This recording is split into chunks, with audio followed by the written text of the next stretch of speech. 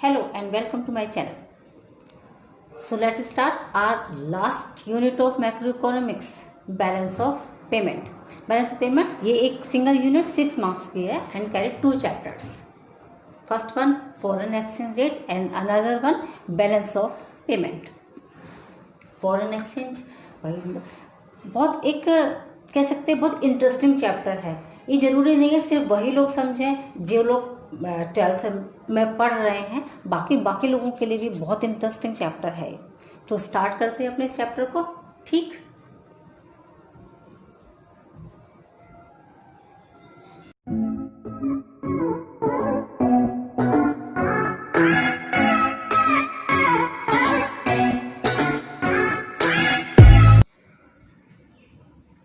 So let's start.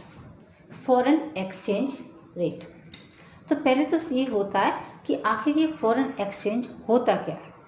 Foreign exchange देखो भाई, currency जैसे इंडिया की है, इंडिया की जैसे रुपीस है, इंडिया की रुपीस आपको पता है, ठीक है ना. तो क्या ये करेंसी वर्ल्ड वाइड हर जगह एक्सेप्टेबल है? नहीं है.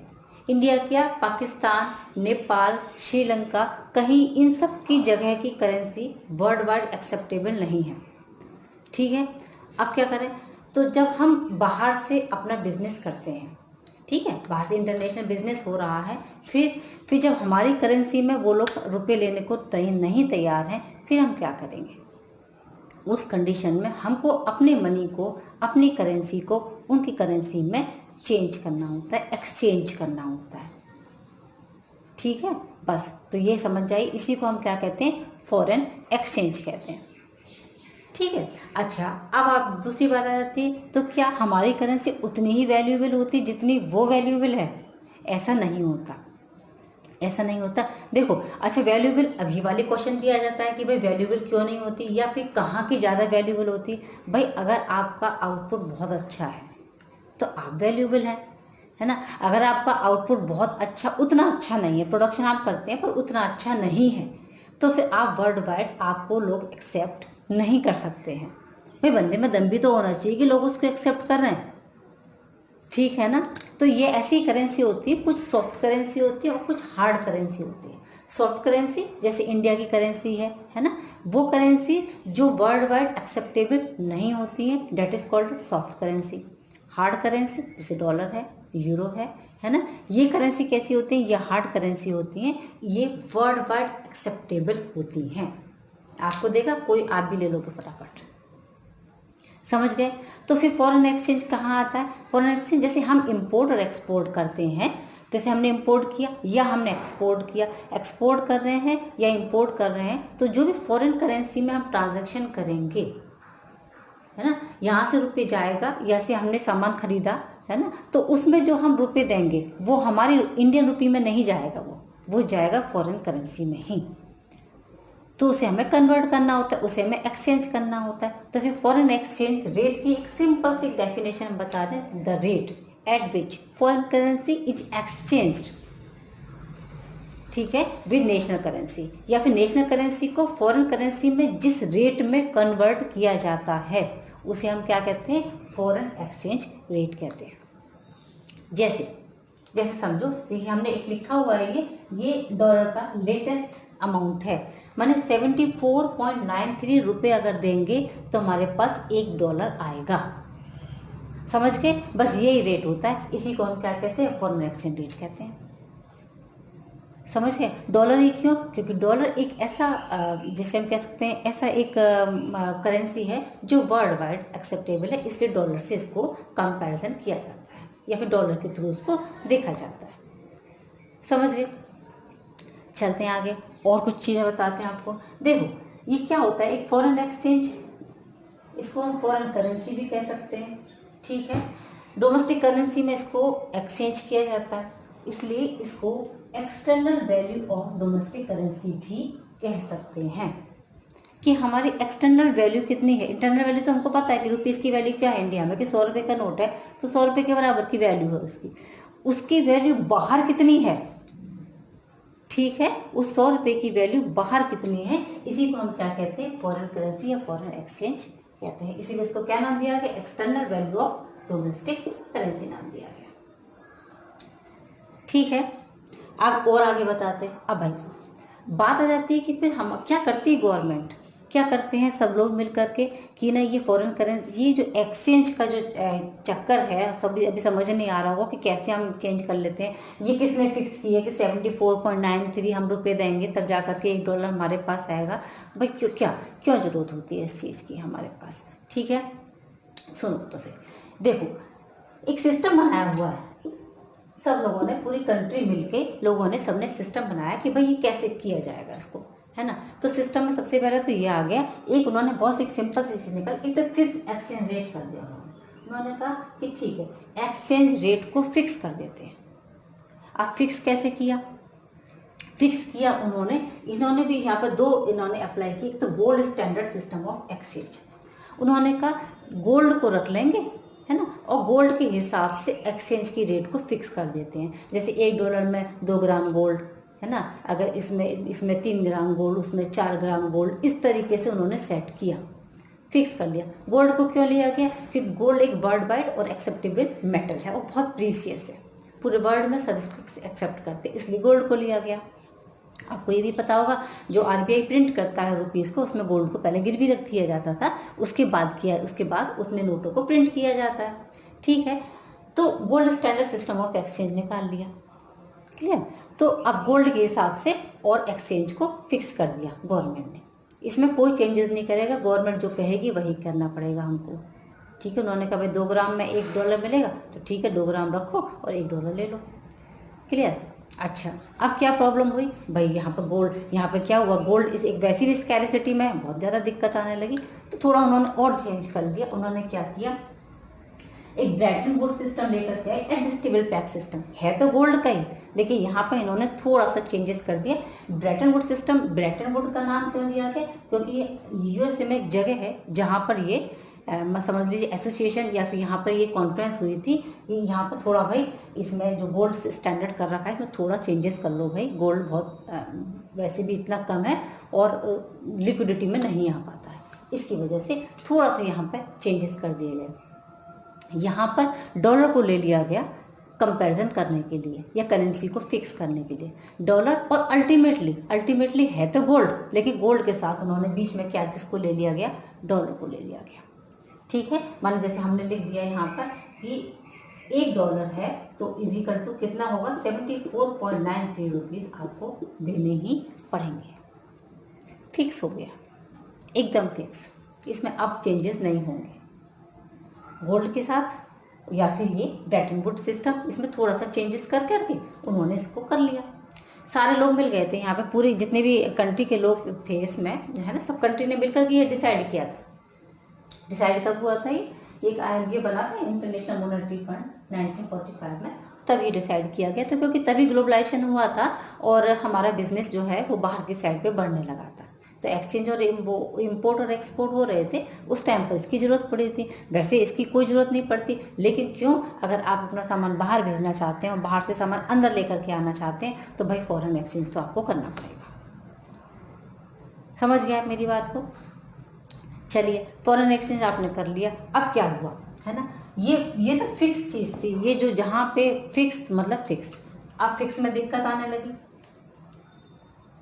फिक्स में दिक्कत आने लगी, है ना, क्योंकि कुछ चीज़ें पता है ऐसा होता है, कभी हमने रूल इतने रिजिड बना दो ना कि उसमें चेंजेस नहीं हो सकते, वहाँ प्रॉब्लम जरूर आती है, कुछ ना किसी बात पे प्रॉब्लम होने लगी यहाँ पर। तब फिर एक नया सिस्टम आया, ये आया flexible exchange rate of system 1977 में। ठीक है, अब फ्लेक्सिबल में क्या था, फ्लेक्सिबल में उन्होंने कहा नहीं, फिक्स नहीं करेंगे हम फॉरेन एक्सचेंज को, है ना, गोल्ड के कंपैरिजन में या फिर डॉलर कंपैरिजन में, मार्केट में डिमांड और सप्लाई, ये फोर्सेस होते हैं डिमांड सप्लाई, इनके हिसाब से और फॉरेन एक्सचेंज को चेंज कर दिया जाएगा। जैसे डिमांड ज़्यादा हुई तो उस चीज़ के प्राइसेस, भैया तो पता ही है आपको, डिमांड आपने पढ़ा हुआ है चैप्टर, इंक्रीज हो जाएंगे, कम हो गए डिक्रीज कर दो। ठीक है, फिक्स मत करो उसको फिक्स मत करो। तो ये काम कौन करता है, ये फ्लेक्सिबल, इसको फ्री एक्सचेंज रेट भी कहा गया। इसे क्या कहा गया, इसे free exchange rate, free exchange है, यहाँ पे कोई चीज़ फिक्स नहीं है किसी तरीके की, जैसा डिमांड हो, जैसी सप्लाई होगी उस हिसाब से उसकी प्राइसेस भी सेट कर दिए जाएंगे। ठीक है, यहाँ पे गवर्नमेंट का कोई भी इंटरवेंशन किसी भी तरीके का नहीं था। इसका मतलब अब दोनों में आपको ये अगर हम डिफरेंसेस करें तो ये आपको बिल्कुल क्लियर है कि भाई ये तो गवर्नमेंट सेट करती है, लेकिन यहाँ गवर्नमेंट का कोई काम ही नहीं है। ठीक है, इसमें गोल्ड स्टैंडर्ड वैल्यू के उसमें रखा जाता है, लेकिन यहाँ पर क्या, ये तो डिमांड और सप्लाई के हिसाब से सारे काम हो रहे हैं, है ना। इसमें कोई चेंजेस नहीं हो सकते, लेकिन ये बहुत आराम से चेंज हो जाएगा, फ्री है। क्लियर। अब आप ये मेरी बात सुने, जब चीज़ों को एकदम फ्री कर दिया जाता है तो क्या वो प्रॉपर तरीके से वर्क करेंगी, फिर प्रॉब्लम आएगी। तो इसलिए एक और मेथड यहाँ पर आया, उसे हमने कहा थर्ड वन, मैनेज्ड फ्लोटिंग। और ये बहुत एक आपका इम्पोर्टेंट है।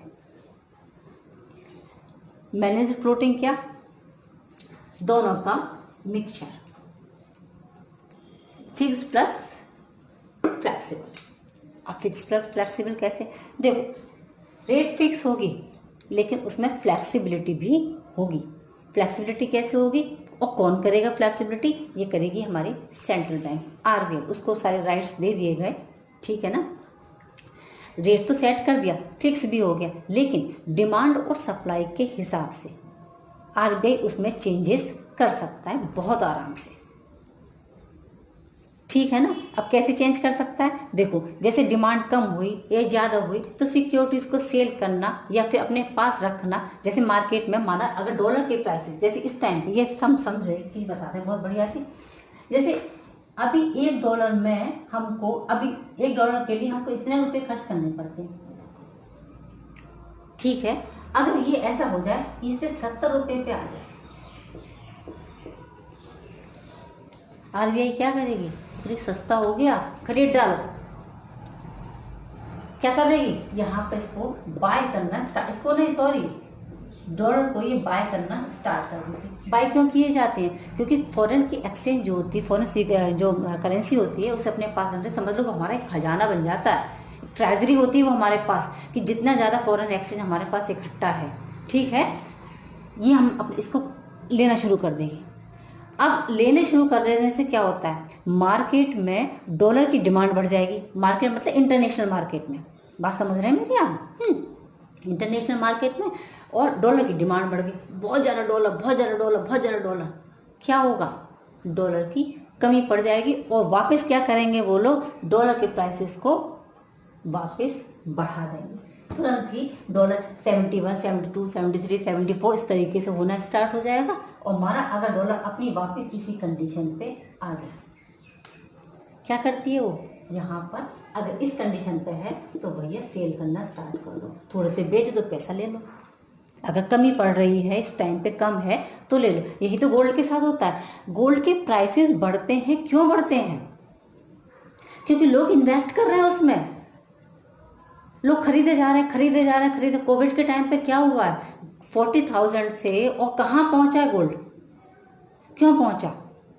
यही तो रीजन है कि लोग गोल्ड में इन्वेस्ट करे जा रहे हैं, करे जा रहे हैं, करे जा रहे हैं, करे जा रहे हैं, वो बढ़ता जा रहा है, बढ़ता जा रहा है, बढ़ता जा रहा है, कमी पड़ेगी उस टाइम पे फिर वो डाउन होना स्टार्ट होगा। अब फिर बहुत ज़्यादा डाउन नहीं हो सकता है ना, बहुत ज़्यादा डाउन तो हो, क्योंकि स्कैरसिटी होती है भाई, गोल्ड क्या है एक, है ना, गोल्ड तो बहुत ज़्यादा हो ही नहीं सकता है, नेचुरल रिसोर्सेज है ना, दैट्स व्हाई। चलते हैं हम अपने पॉइंट पर आ जाते हैं, ठीक है। तो क्या कर, इसलिए इसको पता है ये काम करती है ना आरबीआई, इसलिए इसको पता है क्या कहते हैं, इसको डर्टी फ्लोटिंग भी कहते हैं, क्या कहते हैं इसको, डर्टी फ्लोटिंग। आरबीआई क्या करती है, आरबीआई मार्केट की डिमांड और सप्लाई के हिसाब से सिक्योरिटीज को या फिर फॉरेन एक्सचेंज को मार्केट में सेल या परचेज कर सकती है, कर लेती है, उस हिसाब से वो पता है अपने प्राइसेस को भी सेट करती रहती है, हमको पता भी नहीं चलता है कि किस कब कब में सेट हो गए, समझ गए आप। ये इस तरीके से ये सिस्टम है एक फॉरेन एक्सचेंज का, जो फॉरेन एक्सचेंज को रेट को सिस्टम में लाया जाता है कि किस तरीके से इसे फिक्स किया जाएगा। आई थिंक आप मेरी बात को यहाँ पर समझ गए होंगे। चलते हैं अब, ये जो भी हमने बताया ना, ये करेंसी का डेप्रिशिएट होना और करेंसी का एप्रिशिएट होना, ये देखो एप्रिशिएट हुई थी ना अभी, है, और अभी एप्रिशिएट हुई। अब हम आपको उसको डिटेल में समझा दें कि एप्रिशिएट और डेप्रिशिएट आखिर होता क्या है। चलते हैं उधर की साइड में।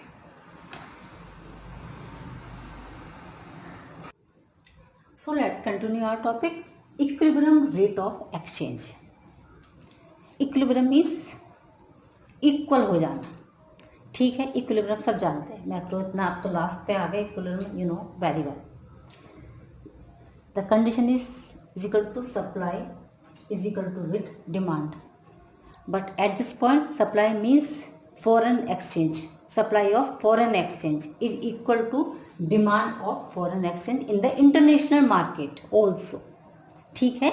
इंटरनेशनल मार्केट में फॉरेन एक्सचेंज की सप्लाई फॉरेन एक्सचेंज की डिमांड के इक्वल हो, वो जो सिचुएशन होती है that is the called off equilibrium rate of exchange. जैसे हम इसको डायग्राम में अगर हम देखें तो डायग्राम में इसको इस तरीके से बना सकते हैं। देखो यहाँ बना के बता देते हैं, ये डिमांड या सप्लाई का कर्व होता है यहाँ पर, और ये हमारा फॉरेन एक्सचेंज की रेट वाला कर्व हो जाता है, ठीक है। सप्लाई का कर्व हमेशा अपवर्ड होता है, डिमांड का कर्व हमेशा डाउनवर्ड होता है। एक पॉइंट पर एक इंटरसेक्ट करेंगे, that is the point of the equilibrium exchange rate. दोनों चीज़ें बराबर होंगी, ठीक है। बढ़िया कंडीशन है भाई, बराबर है, इक्विलिब्रियम की कंडीशन आ गई, मोस्ट सेटिस्फैक्शन, राइट। लेकिन ऐसा नहीं होता, ठीक है ना, ऐसा नहीं होगा। कंडीशन इसके अपोजिट हो सकते हैं, हो सकता है डिमांड ज़्यादा हो जाए, हो सकता है सप्लाई ज़्यादा हो जाए, है ना, हो सकता है डिमांड कम हो जाए, हो सकता है सप्लाई कम हो जाए। चार कंडीशन बन गई तुरंत ही आपके सामने। चलो अब हम भी चल सकते हैं, इन कंडीशंस की साइड चलते हैं। देखो, अगर इंक्रीज इन डिमांड किसकी, फॉरेन करेंसी की, यहाँ फॉरेन एक्सचेंज की बात करें, भूल ना जाना कि हम सिंपल उस पर ना आ जाना। किसकी बात कर रहे हैं, फॉरेन एक्सचेंज, लिख लो, है ना, फॉरेन एक्सचेंज की डिमांड। अब सोचो फॉरेन एक्सचेंज करेंसी की डिमांड बढ़ रही है ना। करेंसी अभी बताया था ना, जैसे करेंसी के थोड़े से भी प्राइसेस डाउन होते हैं, डॉलर के प्राइसेस डाउन हुए, ठीक है, डॉलर हमारा 70 रुपीज़ पे आ गया, सब लोगों ने खरीदना शुरू कर दिया तुरंत ही। क्या होगा, फॉरेन एक्सचेंज की डिमांड बढ़ गई। अगर हम इसको ऐसे बना करके देखें एक, तो क्या हुआ, डिमांड का कर्व ये था पहले, ये है डिमांड डी से कहाँ पहुंच गया, ये D1 पे पहुंच गए, समझ गए, क्योंकि फॉरेन एक्सचेंज की डिमांड बढ़ रही है, बढ़ गया। इक्विलिब्रियम का पॉइंट पहले ये था, इक्विलिब्रियम का पॉइंट कहाँ हो गया, यहाँ आ गया। इक्विलिब्रियम के पॉइंट के यहाँ आने से जो फॉरेन का ये जो हमको माना, हमको ये पहले 60 रुपीज़ का पड़ता था, अब वो बढ़ करके कितने का पड़ गया, 70 रुपीज़ का। माने $1 जो पहले 60 रुपये का आता था, एग्जाम्पल बता रहे हैं, वो अब कितने का आ गया, 70 रुपये का आ रहा है। क्या होगा, हमारी करेंसी की वैल्यू डाउन हो गई, क्योंकि पहले हम $1 अगर हम खरीद रहे थे तो हम सिर्फ 60 रुपये दे रहे थे, पर अगर अब हम $1 खरीद रहे हैं तो हम क्या दे रहे हैं, उसको 70 रुपये दे रहे हैं। इसलिए करेंसी हमारी क्या हुई, डेप्रिशिएट हुई। जब जब फॉरेन एक्सचेंज की डिमांड बढ़ेगी, हमारी करेंसी की वैल्यू डाउन हो जाएगी। समझ गए मेरी बात को आप, क्योंकि आप ज़्यादा डिमांड करेंगे तो मार्केट में कम हो जाएगा ना वो, है ना, तो वो लोग उस चीज़ के प्राइसेस को बढ़ा देते हैं। तो सिंपल है भाई, किसी भी चीज़ की मार्केट में अननेसेसरी डिमांड बढ़ती चली जाएगी तो एक ही उपाय होता है उसको रोकने का, कि वो उसके प्राइसेस को हाई कर देते हैं। यही होता है यहाँ पर, है ना। और प्राइसेस को अगर उसके हाई करते हैं, माने रेट अगर बढ़ जाती है, इसका मतलब हमारी करेंसी यहाँ पर डेप्रिशिएट हो गई। समझ गए। अपोजिट कंडीशन पे चलते हैं, इंक्रीज नहीं हो रहा भाई, अगर हम इसको क्या कर देते हैं, डिक्रीज कर देते हैं। इसलिए सिंपल सा मान लो ये हो गया हमारा। चलते हैं, ये बिल्कुल अच्छा इसी में मान लेते हैं, अगर ये ऐसा हो जाता है, एरो इधर लगा देते हैं, ये हो गया, माने decrease in demand for foreign exchange. Increase की जगह पे हम क्या लिख देंगे, डिक्रीज, माने फॉरेन एक्सचेंज की डिमांड क्या हो रही है, डिक्रीज हो रही है। डिक्रीज होने से क्या होगा, हमारी करेंसी की वैल्यू बढ़ जाएगी, माने एप्रिशिएट हो जाएगी, ठीक है। जो डॉलर पहले हमें 70 रुपये में पड़ता था, अब वो 60 रुपये में मिल रहा है, तो हमें सिर्फ 60 रुपये खर्च करने पड़ रहे हैं। अगर आप कोई सामान बाहर से मंगाते थे अपना, और पहले आपको माना 1 लाख रुपये में पड़ता था वो सामान, और अब आपको सिर्फ कितने में पड़ रहा है, वो 70,000 का या 80,000 रुपये का पड़ रहा है। फ़ायदा हो रहा है ना आपका, हो रहा नहीं हो रहा है फ़ायदा आपका, बस। तो हमारी करेंसी, इसका मतलब इस कंडीशन में हमारी करेंसी क्या होती है, इस कंडीशन में हमारी करेंसी हो जाती है एप्रिशिएट, माने बढ़ जाती है हमारी करेंसी की वैल्यू। और डिमांड ज़्यादा करोगे तो करेंसी की वैल्यू गिर जाएगी। समझ गए। अब चलते हैं सप्लाई के पॉइंट ऑफ व्यू से। भाई ये तो आप ये कहोगे मैम ने तो डिमांड की बात करें, सप्लाई तो हमारी स्टेबल कर दी। जब डिमांड की बात करेंगे तो सप्लाई को हमें कांस्टेंट रखना पड़ेगा, है ना। अब हम सप्लाई की बात कर लेते हैं भाई। देखो अब क्या होगा, अब हम चलेंगे सप्लाई की साइड पे। कर भाई सी बनाएंगे सिंपल। इक्विलिब्रियम को पॉइंट पहले सेट कर दो अपने, ठीक है। ये हमारी सप्लाई का हो गया, ये हमारा क्या हो गया, डिमांड का हो गया। सप्लाई हो रही है, सप्लाई यहाँ पर इंक्रीज हो गई। सोचो ये हो गई इंक्रीज, सप्लाई हो गई इंक्रीज। सप्लाई किसकी, फॉरेन एक्सचेंज की सप्लाई ज़्यादा हो रही है, ज़्यादा आ रहा है। समझ गए। यहाँ से यहाँ आ गया, ये हो गई ऐसे में। इक्विलिब्रियम का पॉइंट कहाँ जा रहा है, यार इसका मतलब रेट तुरंत ही कम हो जाएंगे और हमारी करेंसी एप्रिशिएट हो जाएगी।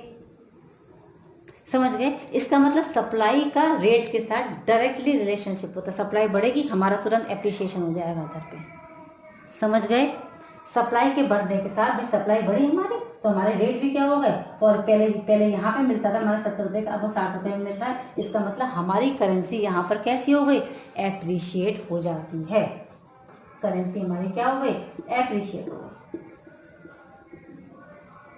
ये बहुत सिंपल है, कुछ है थोड़ी है। अपोजिट कंडीशन ले लो, बढ़ा दो सप्लाई को कम कर दो, ये हो गई सप्लाई कम।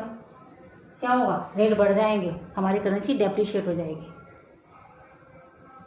समझ गए। सप्लाई अगर कम हो जाती है, सप्लाई अगर कम हो गई, भाई किसी भी चीज़ की मार्केट में सप्लाई कम हो जाती है, रेट बढ़ते नहीं बढ़ते हैं उसके, बस यही हो जाता है ना। तो क्या होगा, ये रेट यहाँ पर हो जाएंगे और हमारी करेंसी क्या होगी, यहाँ पर डेप्रिशिएट हो जाएगी। ये 4 कंडीशन हो जाती है इसके अंदर फॉरेन एक्सचेंज के साथ।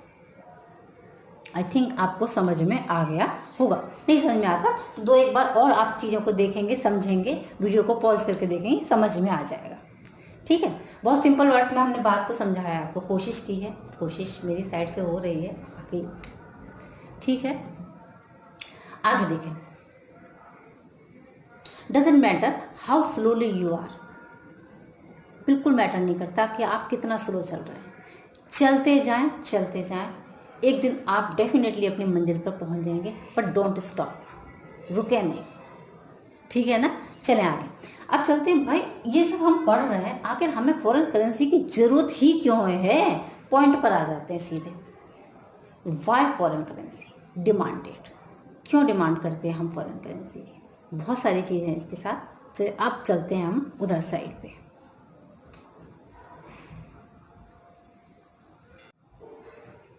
सो move to our next topic, why foreign exchange demanded. भाई फॉरेन एक्सचेंज की ज़रूरत क्यों पड़ती है, हम क्यों डिमांड कर रहे हैं। ठीक है, बहुत सिंपल है। या फिर वो कंपोनेंट्स बताया कि भाई डिमांड क्यों कर रहे हैं हम। बहुत सिंपल चीज़ है, बहुत ही सिंपल। देखो, रिपेमेंट ऑफ इंटरनेशनल लोन, अगर आपने कहीं से भी लोन ले रखा है इंटरनेशनल, भाई दिया ही दिया जाता है ना। जैसे इंडिया है, इंडिया को तो ज़रूरत पड़ती है अपनी इकोनॉमी को सुधारने के लिए या कोई भी काम ऐसे करने के लिए, तो वो आपको पेमेंट करना पड़ेगा। तो आप पेमेंट किस में करेंगे, तो फॉरेन करेंसी में ही करना पड़ेगा, क्योंकि अभी हमने बता दिया कि इंडियन जो करेंसी है, इंडियन करेंसी सॉफ्ट करेंसी में आती है और वो वर्ल्ड वाइड एक्सेप्टेबल नहीं है। That's why. चलते हैं। फॉरेन इन्वेस्टमेंट अगर हमें करना है, कहीं फॉरेन में हमें इन्वेस्ट करना है अपने पैसे को, या फिर कुछ और अपनी लैंड खरीदनी है या कोई काम करना, हमें फॉरेन करेंसी में करना पड़ेगा। हम फॉरेन करेंसी की डिमांड करेंगे। इम्पोर्ट्स, बाहर से सामान मंगाना है तो आप जो पेमेंट करेंगे उसको वो आप फॉरेन करेंसी में करेंगे। डायरेक्ट परचेज मतलब जैसे टूरिज्म में आप घूमने के लिए गए बाहर, है ना, वहाँ पे आपने कोई भी सामान खरीदा या फिर वहाँ पे जो भी बिल है, बिल का पेमेंट करना है तो आप फॉरेन करेंसी में करना पड़ेगा आपको। ग्रांट्स एंड डोनेशंस, ग्रांट या डोनेशन आप देना चाहते हैं किसी अदर कंट्री में, है ना, या फिर गवर्नमेंट एक दूसरे को एड करती है, नहीं करती, सहायता करती है, फॉरेन करेंसी में करेंगे। पेमेंट ऑफ इनकम मतलब फैक्टर इनकम, जो रेंट इंटरेस्ट टैक्स पढ़े थे आप लोगों ने, हमने नेशनल इनकम में पढ़ाए थे, वो अगर आप वो इनकम को पेमेंट कर रहे हैं to the rest of the world, that should be in foreign currency also. और आ जाते स्पेकुलेटिव ट्रेडिंग। स्पेकुलेटिव ट्रेडिंग कैसी होती है? स्पेकुलेशन समझते हैं, सट्टा लगाना होता है। कैसे लगता है? देखो, फॉरेन करेंसी के, फॉरेन एक्सचेंज के रेट कम हो रहे हैं, ज़्यादा हो रहे हैं, है ना, कम हो रहे हैं। अगर फॉरेन एक्सचेंज के रेट कम हो रहे हैं, सोचो अगर डॉलर का प्राइसेस कम हो रहा है, क्या करेंगे सब लोग? फटाफट फटाफट खरीदो, डॉलर खरीदो, डॉलर खरीदो, खरीदो। और जैसे ही मार्केट में उसका प्राइस बढ़ता है तुरंत से उसको सेल कर दिया जाता है। तो ये ट्रेडिंग है, ये बिजनेस है, इसमें लोग पैसा कमाते हैं। इसलिए स्पेकुलेटिव ट्रेडिंग के लिए फॉरेन एक्सचेंज की डिमांड की जाती है। ठीक है ना। अच्छा, अब आगे चलते हैं। अब हम ये देखते हैं कि भाई ये फॉरेन एक्सचेंज हमारे पास आता कहाँ से है। ये तो हमने इसकी डिमांड कर ली, आएगा कहाँ से? वो सोर्सेस क्या है? एक्सपोर्ट करके। अगर आप एक्सपोर्ट करते हैं, सामानों को बाहर भेजते हैं, तो आप उसके थ्रू जो पेमेंट हमारे पास आएगा वो फॉरेन एक्सचेंज में ही आएगा। समझ गए मेरी बात को? Investment from rest of the world. अगर रेस्ट ऑफ द वर्ल्ड से इंडिया में इन्वेस्टमेंट करवाया जा रहा है तो फिर वो लोग अपनी करेंसी में करेंगे ना, डॉलर में ही करवाएंगे ना हम, तो हमारे पास फॉरेन एक्सचेंज आ जाता है। डायरेक्ट परचेज हुई है, जैसे हम बाहर घूमने जाते हैं, ऐसे बाहर से टूरिस्ट हमारे यहाँ घूमने के लिए आते हैं, तो वो डायरेक्ट परचेज करते हैं यहाँ पर। ठीक है, डायरेक्ट परचेज करेंगे, फॉरेन एक्सचेंज आएगा हमारे पास। Loan from rest of the world. अगर हमने बाहर से लोन लिया है, किसी और कंट्री से लोन लिया है, तो दूसरी करेंसी में लिया जाएगा, इंडियन करेंसी में नहीं लिया जाएगा।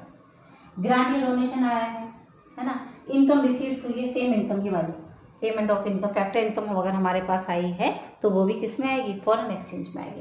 या फिर रेमिटेंसेस का था नॉन रेजिडेंट, नॉन एनआरआईज जो रहते हैं, एक बहुत बढ़िया सोर्स है हमारा, वो रहते हैं, उनके थ्रू जो भी काम कराए जा होते हैं उनके सब फॉरेन करेंसी उनकी बाहर से आती है, तो फॉरेन एक्सचेंज हमारे पास बढ़ जाता है।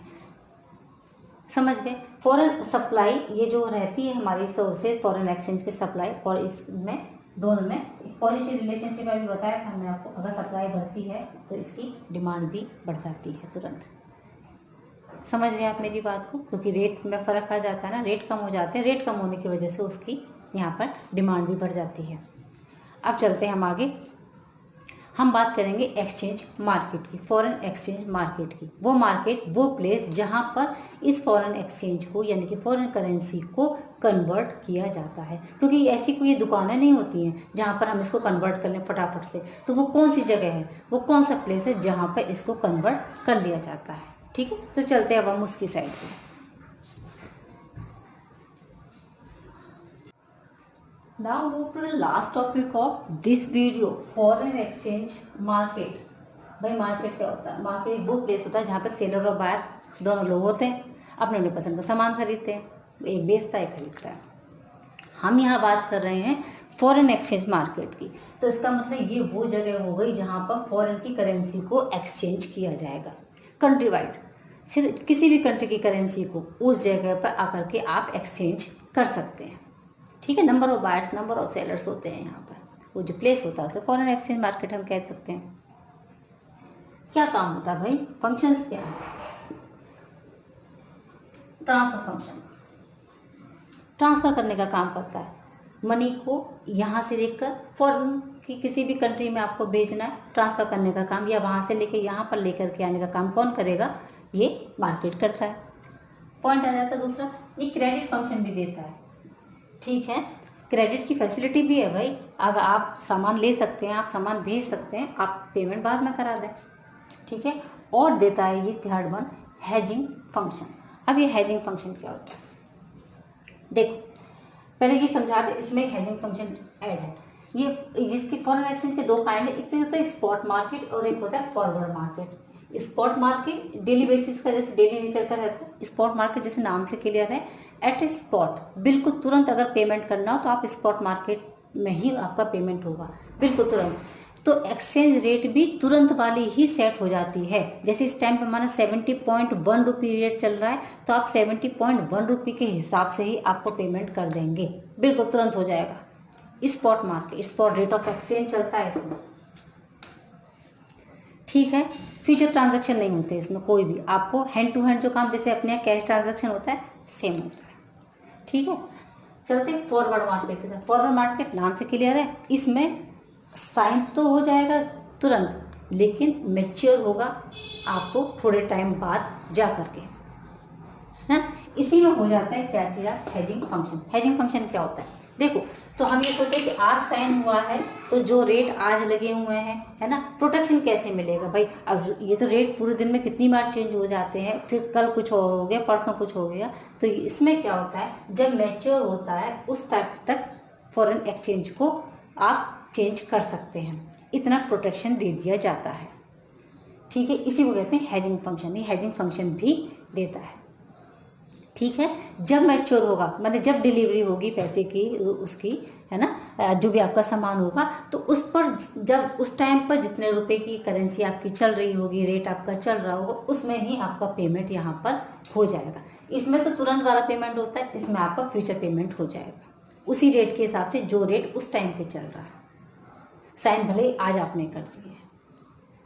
ठीक है, इतनी बात समझ में आ गई। तो ये था हमारा फॉरेन एक्सचेंज का मार्केट। नेक्स्ट वीडियो में चलिए, नेक्स्ट वीडियो में मिलते हैं हम बैलेंस ऑफ पेमेंट के साथ, जो इसी यूनिट का सेकंड पोर्शन है। बैलेंस ऑफ पेमेंट माने एक्सपोर्ट ज़्यादा है, इंपोर्ट ज़्यादा है, तो भाई हमें बैलेंस बना करके चलना है, तो हम चलेंगे बैलेंस ऑफ पेमेंट के साथ। तो मिलते हैं नेक्स्ट वीडियो में। चिल्ड्रन इसको रिवाइज करिएगा, इससे रिलेटेड जो भी क्वेरीज हो आप मुझसे पूछ सकते हैं। ठीक है, हम भी पढ़ रहे हैं, आपको भी सिखा रहे हैं। कुछ भी अगर प्रॉब्लम होती है, इनकेस अगर मेरे पढ़ाने में कोई भी प्रॉब्लम हो, तो प्लीज़ प्लीज़ प्लीज़ मुझे कमेंट करके ज़रूर बताएं, मुझे बहुत अच्छा लगेगा। Okay children, take care, good bye.